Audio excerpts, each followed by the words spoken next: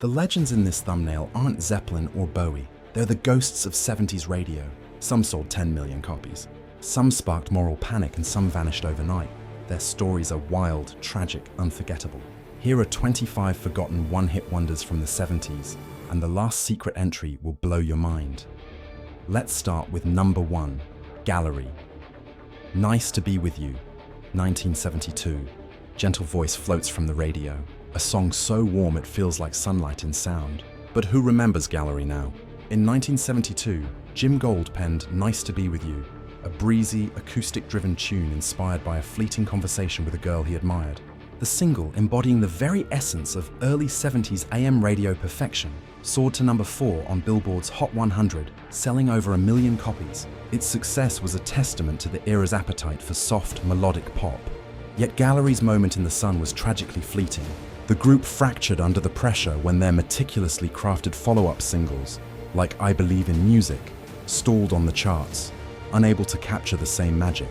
They were left with only this one, perfect nostalgic classic as their entire legacy, a poignant reminder of how the music industry could build up and tear down an act in the blink of an eye. But how could a million-selling act vanish so completely? To find out, we jump to a band whose single was literally called Magic. Next is number 2, Pilot, Magic, 1974. The year is 1974. A Scottish band no one had heard of, Pilot, suddenly produces a song that sounds like pure enchantment. Magic, with its airy, unforgettable chorus and fairy tale sensibility, became the group's only major US hit, climbing to number 5 on Billboard and forever embedding itself into the fabric of pop culture through countless commercials, movies, and TV shows. The song's success was so sudden it felt like, well, magic. Ironically, the band's own magical run ended almost as quickly as it began. Internal disputes and a lack of strong, sustained label support sank their momentum, despite the credibility of touring with monumental acts like Queen. Today, the song survives as a staple, featured in films like Herbie, Fully Loaded, and Tech Ads, a ghost of its creator's brief stardom. But why does one spell last while its creators fade away? For that answer, we need to peek into a smoke-filled classroom in Michigan. Now, we arrive at number 3, Brownsville Station, Smokin' in the Boys' Room, 1973. Picture it. A gritty high school hallway, kids sneaking cigarettes, teachers fuming. One song captured that universal teenage rebellion perfectly. Brownsville Station, a rock band with a gritty edge, roared to fame in 1973 with Smokin' in the Boys' Room. The single, driven by Cub Coda's raspy, charismatic vocals and crunchy, unapologetic guitar riffs, hit number 3 on the Billboard Hot 100 and became an instant anthem for adolescent defiance. It was the sound of every detention slip ever written. But fame for them was a fleeting vice. The band's later albums failed to connect with the same raw energy, and they found themselves tragically typecast. In a final twist of irony, the hard rock band Motley Crue revived the track in 1985, giving it a glam metal second life and introducing it to a new generation, while Brownsville Station remained forever locked in that one smoky, perfect snapshot of 1970s youth. But if Smoke carried them up the charts, what carried the next band into haunting, dreamlike blues? Moving ahead to number 4, the Ozark Mountain Daredevils, Jackie Blue, 1975. In 1975, a group from Springfield, Missouri, unexpectedly conquered America with a soft, dreamy, and mysteriously hypnotic tune called Jackie Blue. It climbed to number 3 on the Billboard Hot 100, selling more than 1 million copies in just weeks. The song's distinctive, laid-back falsetto vocals weren't even meant to be sung by the band's main singer. Producer Glyn Johns pushed drummer Larry Lee to take the lead, a spontaneous decision that ultimately defined their entire career. Despite being lumped into the burgeoning southern rock scene, the Daredevils leaned more toward folk and pop, giving them a sound wholly unlike their contemporaries Lynyrd Skynyrd or the Allman Brothers. Yet, despite this huge, sophisticated breakthrough, none of their later singles managed to crack the top 20 again. Today, Jackie Blue lives on as their one shimmering, mysterious calling card, a beautiful enigma on classic rock radio. And from mystery, we roll into smoke and fire, because the next group made their one hit sound like a burning building. Now, let's uncover number 5, the Sanford Townsend Band, Smoke from a Distant Fire, 1977. In 1977, A soulful rock duo from Alabama unleashed Smoke from a Distant Fire, a song that masterfully blended R&B swagger with slick, irresistible pop hooks. It shot up to number 9 on the Billboard Hot 100, effortlessly earning the band a gold record.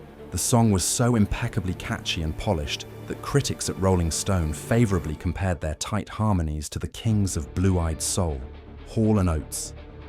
Yet, despite this initial blaze of success and high-profile tours with giants like Fleetwood Mac and the Marshall Tucker Band, Sanford Townsend never managed to ignite another charting single.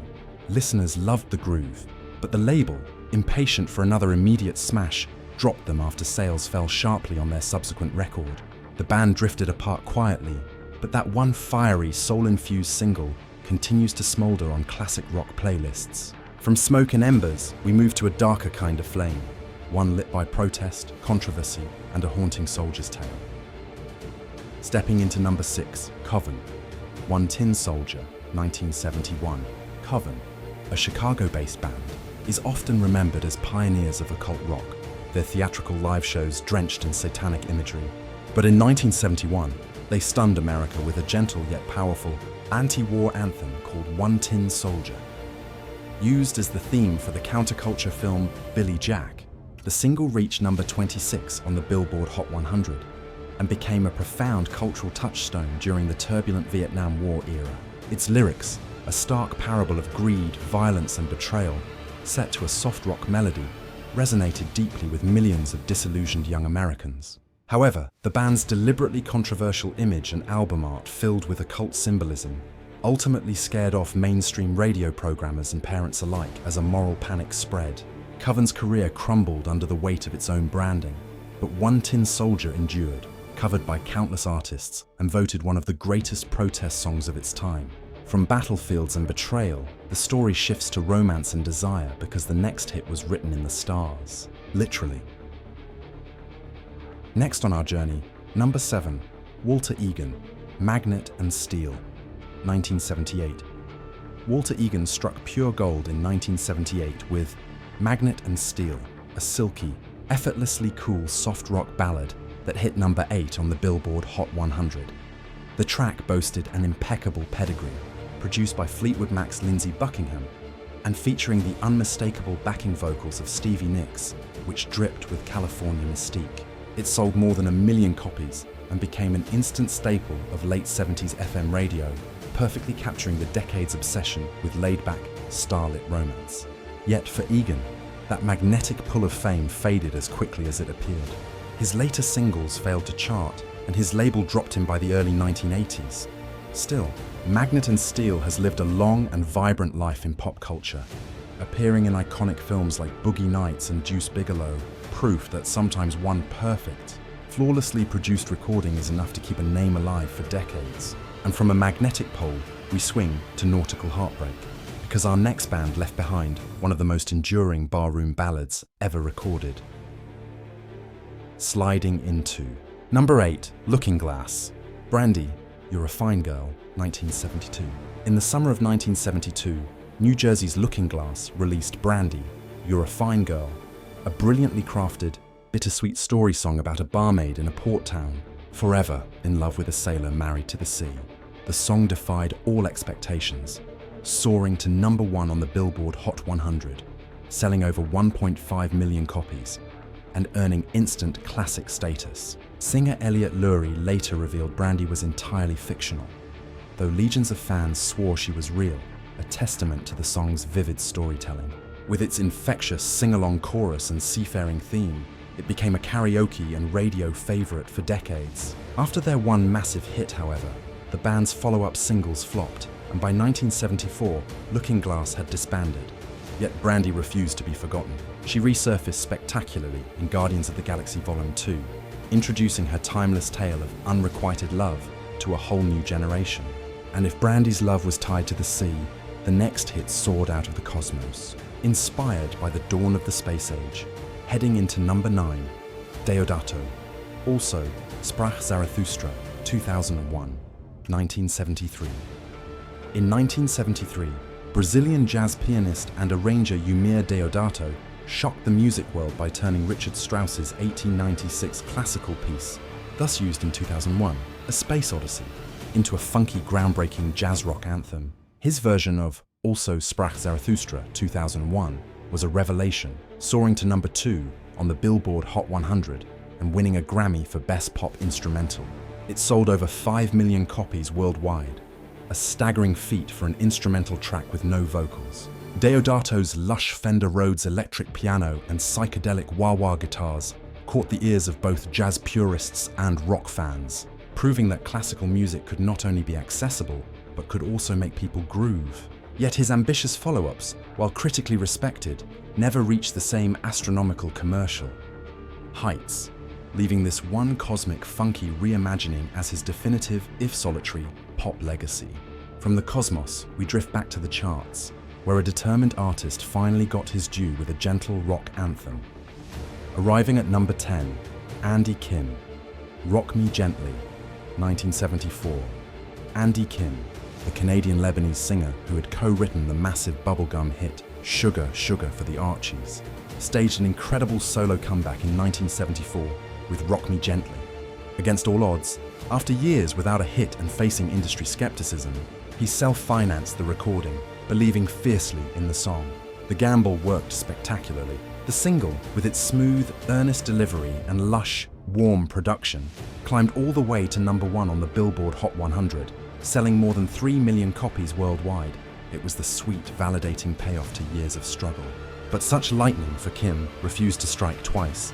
His later singles failed to chart, and by the late 70s, he had faded from the mainstream spotlight. Decades later, Kim would resurface under the name Baron Longfellow, but his crown jewel, the song that proved his mettle, remains this one, perfect chart-topping ballad. And from sweetness, we move into fragility, where another band's delicate ballad defined love for millions. Onward to number 11, Climax, Precious and Few, 1972.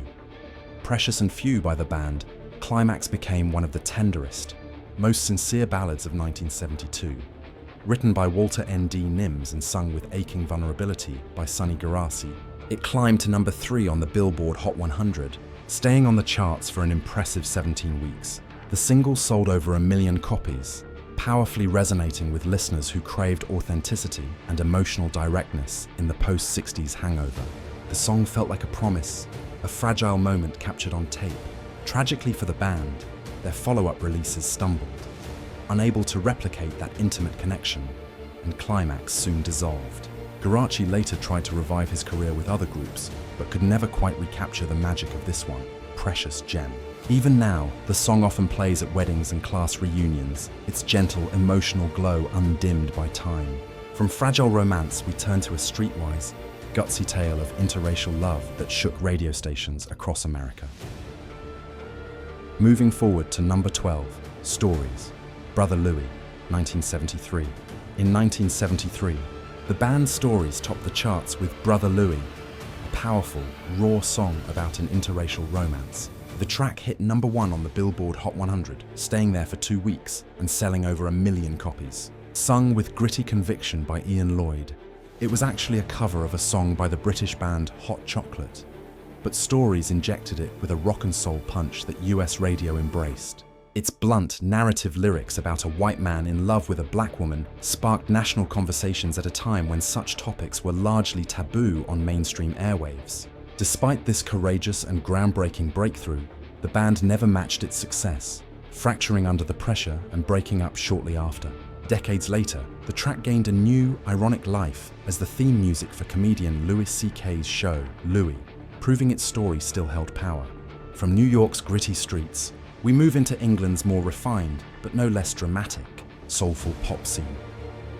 Now at number 13, Ace, How Long, 1975, Ace, a British pub rock band led by the soulful voice of Paul Carrack, found unexpected worldwide success in 1975 with the impeccably smooth How Long.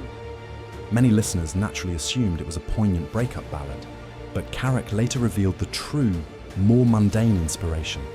It was about discovering that his bandmate, Terry Tex Comer, had been secretly playing bass for another group on the side.